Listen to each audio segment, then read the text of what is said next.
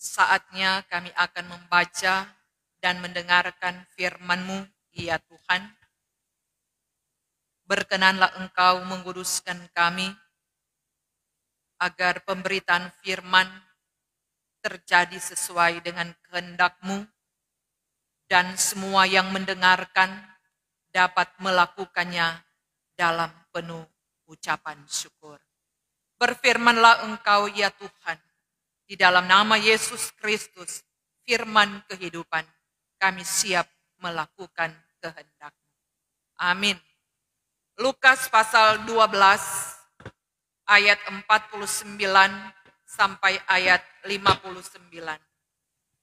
Lukas pasal 12 ayat 49 sampai ayat 59 dengan dua judul.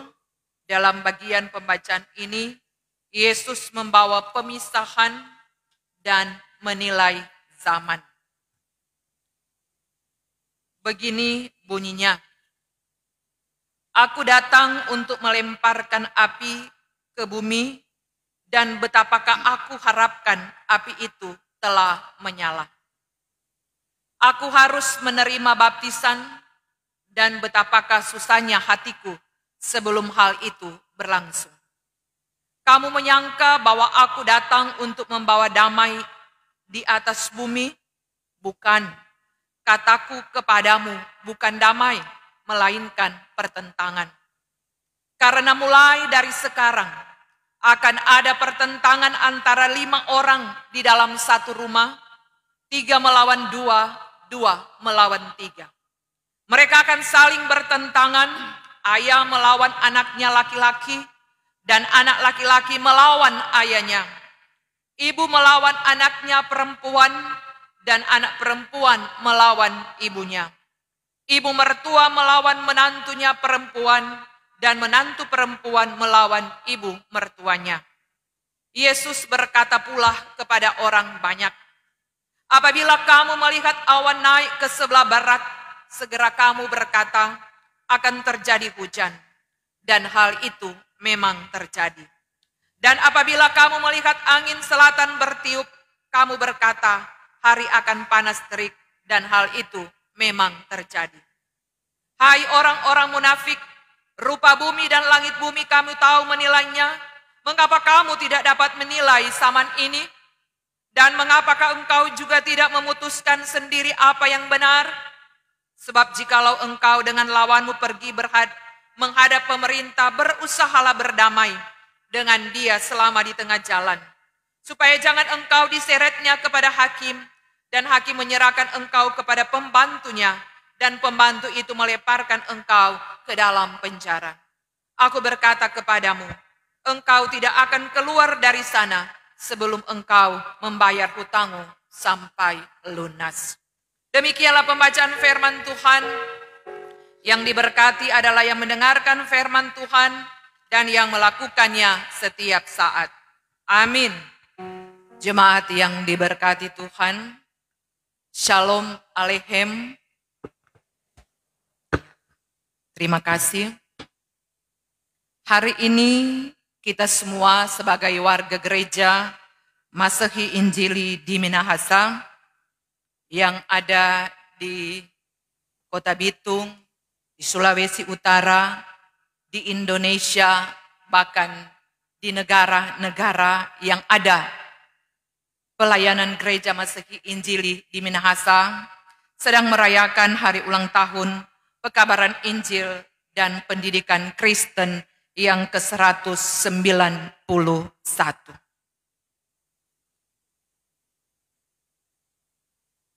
Tahun 1831, Riedel dan Schwarz, penginjil yang berasal dari Jerman, memberi diri untuk melayani Tuhan di belahan bumi yang jauh dari tempat tinggal mereka.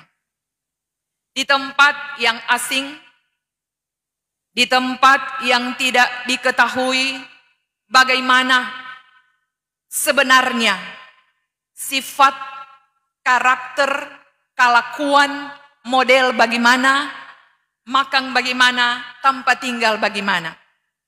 Tapi mereka tetap pergi dan hasil dari pelayanan itu adalah kita sekarang ini. Walaupun sekarang ini ada begitu banyak orang yang sudah mulai jauh dari persekutuan ibadah. Berbicara tentang pelayanan yang dilakukan oleh 2 orang, bahkan ada beberapa orang yang terutus untuk melayani tempat-tempat di mana yang belum mengenal Injil Kristus. Saya teringat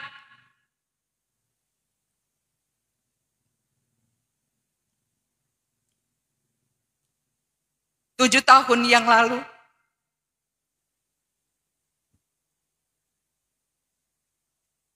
saya harus hadir di Kota Bitung dengan 5 orang anggota keluarga. Dengan tidak tahu persis bagaimana situasi di sini, dengan tidak mengunjungi terlebih dahulu bagaimana model orang Madidir, orang Bitung, cuma dengan telepon pendeta Selvi, minta nomor dari pendeta Veronica Prayo di Betania, bertanya untuk kejelasan SK di tempat ini. Pendeta Selvi bilang, baku dapat Jo di Manado. Jadi saya belum pernah datang di Bitung. Saya datang di Bitung terakhir kali tahun 1991, waktu KKN di desa kelurahan Mawali, Lembe. Jadi terakhir 91 dan kembali tahun 2015 sesuai dengan SK. Dan bulan Mei saya menerima SK untuk mutasi. Begitu banyak yang saya jumpai, begitu banyak sukacita yang saya rasakan bersama suami, anak-anak. Walaupun tahun lalu kami harus tinggal 4 orang karena pekerjaan Tuhan. Tapi pemberlakuan kasih Allah tetap nyata dalam hidup kami keluarga. Dan itu yang mendorong kami, saya pribadi, untuk terus memberitakan tentang hidup percaya kepada Tuhan Allah. Karena kasih-Nya, karena kuasa-Nya telah membawa kehidupan orang percaya untuk tidak pernah jatuh. Sekalipun mungkin istilah orang Nado, plaka, miring tapi nyenak tapalaka. Tidak jatuh dan tidak bisa berdiri. Karena sempat ketika tahun lalu harus berpisah dengan suami dan orang tua dari anak-anak, saya sempat drop dan sakit karena memang pada dasarnya saya ini sakit-sakit. Tetapi syukur kepada Tuhan karena ada jemaat yang Tuhan hadirkan. Ada pelayan khusus, ada penatua, ada syamas, ada badan pekerja. Ada Tuhan yang memerintahkan untuk melihat, menyemangati, dan mendorong untuk selalu ada dalam tugas. Dan itulah pekerjaan Roh Kudus. Itulah api Injil yang membangun terus kehidupan saya, keluarga, dan kita semua untuk jangan takut. Di dalam Tuhan kita tetap aman. Sebab kesaksian firman Tuhan demikian. Orang yang hidup dalam naungan Tuhan, ia akan aman dan tentram sekalipun dalam kesesakan. Ini adalah kekuatan yang dimiliki oleh penginjil dan dimiliki oleh semua yang memberi diri untuk menginjili. Karena tantangan hidup dalam pelayanan tidaklah sedikit. Tetapi tidak akan mematahkan semangat dalam melayani Tuhan. Lukas pasal 12 ayat 49 sampai ayat 59 menceritakan tentang hidup yang bertobat dan ada dalam pembaharuan. Untuk menyadari bahwa dalam hidup sebagai orang percaya, tidak selalu senang, tetapi juga tidak selamanya sulit. Kesulitan dan kesukaran adalah cara dalam memurnikan untuk hidup dalam damai dan sukacita bersama Tuhan. Sekalipun firman Tuhan di sini dikatakan bukan kataku kepadamu bukan damai, melainkan pertentangan. Ungkapan ini menyadarkan bahwa dalam perdamaian, bagi semua orang yang mau hidup di dalam Tuhan tetap akan berjumpa dengan mereka yang tidak percaya kepada Tuhan dan menjadi penentang-penentang Injil dalam Kristus. Dan kita adalah orang percaya yang diberi kuasa oleh Allah, yang telah diberi kesempatan hidup dengan berkat-berkat Allah. Maka seharusnya tidak ada cara yang paling baik yang harus kita tempuh selain berserah kepada Tuhan dan mengikuti petunjuk-petunjuknya.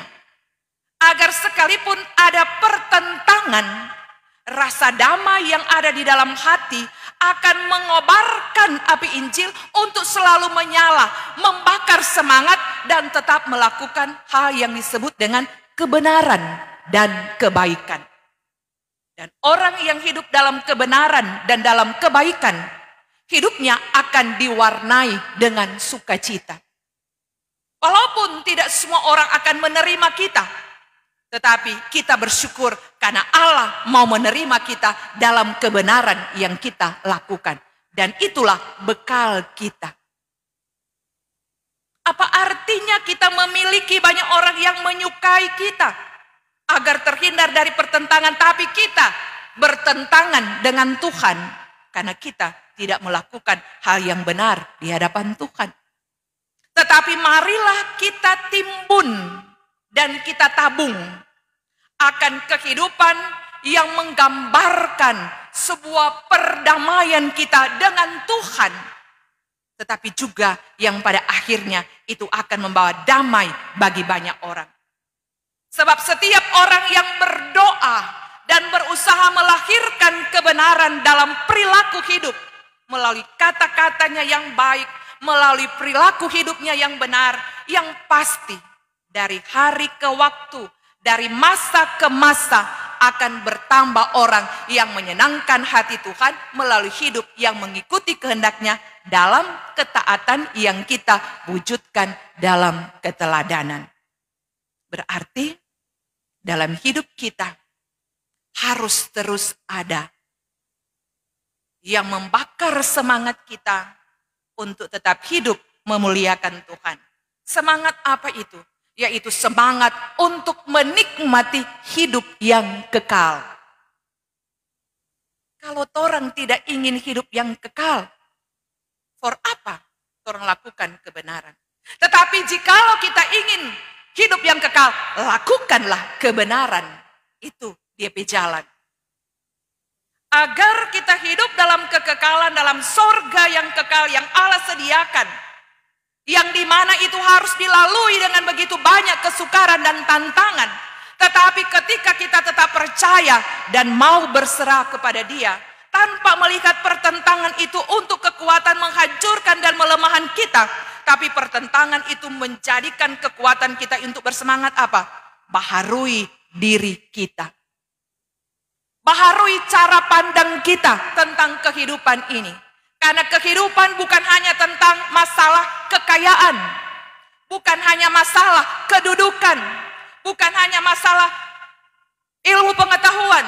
Tetapi kehidupan ini adalah masalah damai dan sejahtera, bahagia dan hidup kekal. Dan itu cuma ada bagi orang, bagi kita yang mau tunduk kepada Dia. Dengan tidak menjadikan semua yang kita miliki untuk dibanggakan. Yang membuat kita lemah. Sebab ketika orang membanggakan dirinya, ia akan lemah di hadapan Tuhan. Karena dia akan menjadi orang yang tidak percaya kepada Tuhan. Dan orang yang tidak percaya kepada Tuhan mudah jatuh. Berarti itu sebuah kelemahan. Tetapi dengan mengandalkan Dia, kita akan menjadi orang yang kuat dan hebat. Dan itu keinginan Tuhan. Ia hadir, mati, naik ke sorga dalam melalui kebangkitan. Agar kita beroleh semuanya itu. Maukah kita sia-siakan semuanya itu?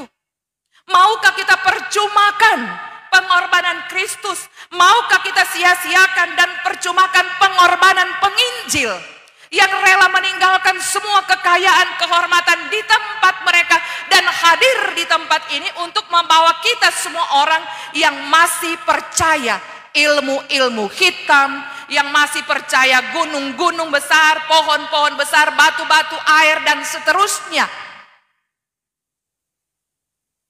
untuk dibentuk menjadi pribadi yang berharga. Seperti emas yang diambil dari tanah yang paling dalam, yang harus dilalui dengan begitu banyak proses, tapi dimurnikan dengan cara pembakaran dan menjadi emas yang berharga. Dan itulah kita. Semua proses sudah berjalan, semua pengorbanan sudah berjalan. Apakah kita harus buang itu semua dengan menghitung setiap yang kita persembahkan kepada Tuhan? Baik kehadiran kita dalam peribadatan, karena sering tercatat kehadiran peribadatan setiap anggota jemaat Gemim sekarang ini merosot dalam kehadiran. Sehingga bagian firman Tuhan ini mengingatkan kita, kobarkan kembali semangat untuk mencari Kristus, semangat untuk melakukan kebenaran. Karena cuma itu kekayaan kita yang tidak akan hilang, yang tidak akan musnah. Kobong, oto, doi itu akan hilang. Tetapi hidup dengan percaya kepada Tuhan tidak akan hilang. Karena akan selama-lamanya pada kedatangan Dia kembali di dalam dunia. Kita mau, saudara mau, kita ingin. Maka marilah kita nilai seberapa jauh kita mengisi zaman ini. Seberapa jauh kita membaharui diri, seberapa jauh kita pakai hidup kita untuk memuliakan Tuhan. Seberapa jauh kita jadikan apa yang Tuhan berikan bagi kita untuk melayani Tuhan. Seberapa jauh ilmu kita pakai untuk membawa orang dekat dengan Tuhan. Atau seberapa jauh kekayaan, kemuliaan Allah beri bagi kita, justru kita bawa untuk membodohi orang lain. Sehingga mereka jauh daripada Tuhan. Yang pada akhirnya kita akan menjadi orang yang tidak akan keluar dari apa yang dikatakan ungkapan penjara. Artinya kehidupan di dalam dosa. Tapi ketika kita mau bangkit, memiliki kembali semangat dan mau belajar berdoa, baca firman, rajin beribadah, nyanda baku reken untuk memberikan yang terbaik bagi Tuhan. Kita akan keluar karena bisa dikatakan kita lunas. Karena memang sesungguhnya kita sudah dilunasi oleh darah Kristus. Tapi ketika kita melakukan hal yang salah dan meragukan kuasa, berarti kita berhutang kembali. Dan ketika kita tidak mau keluar, berarti kita taika utang seterusnya dan selamanya. Dan kita tidak mau dijadikan orang yang berhutang, apalagi berhutang kepada Tuhan. Karena itu, di hari ulang tahun pekabaran Injil yang ke-191, di hari ini juga mungkin adalah khotbah saya terakhir di mimbar ini. Karena sesuai jadwal, minggu depan sudah ada jadwal. Tanggal 26 tidak ada jadwal. Tanggal 3 akan ada penerimaan di Jemaat Efrata. Tanggal 10 akan ada pengutusan di sini. Berarti dengan jadwal yang ada, memang untuk berdiri di tempat ini adalah terakhir kali. Tapi mungkin di kolom-kolom masih ada. Karena ada hari ulang tahun, masih sedang berjalan. Dengan harapan, apa yang sudah pernah saya sampaikan, apa yang sudah pernah saya lakukan dengan keluarga dalam kebaikan, biarlah itu bertumbuh bagi kemuliaan Tuhan di dalam diri, pribadi, dan keluarga. Sehingga nama Tuhan dimuliakan selama hidup kita. Terpujilah Tuhan. Amin.